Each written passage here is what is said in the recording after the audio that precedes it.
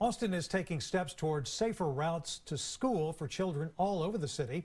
It's recommending 1,600 projects in 5 council districts so far. But there won't be enough funding for all of them. KXAN investigator Kevin Clark is live for us in East Austin. Kevin, many of these projects aren't going to make the cut, right? Yeah, the projects would be funded through the 2016 Mobility Bond. Some are already underway. You can see over here, this is the fresh concrete for sidewalks on Susquehanna Lane.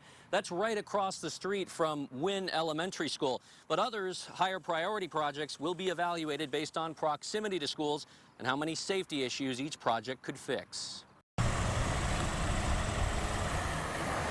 It's not about which school we're going to. It's about our kids and our community. And local father Chris Alperti is fighting a school rezoning case that would split his South Austin neighborhood in half.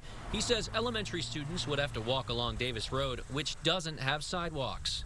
I wouldn't want my daughter, anyone's kid walking on a road like this. Projects all over the city are vying for $27.5 million of bond money.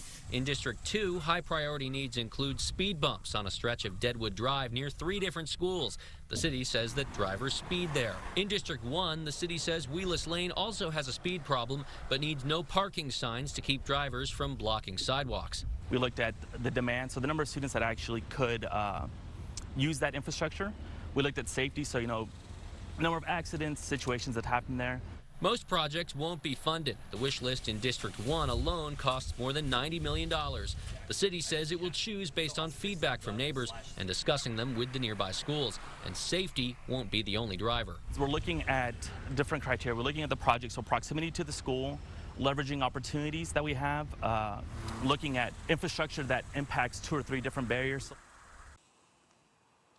Now, we mentioned that with AISD changing school boundary lines, students' routes to school could soon change. We asked the city about this, but it tells me it plans to update the list of priority projects every few years. Kevin Clark, KXAN News.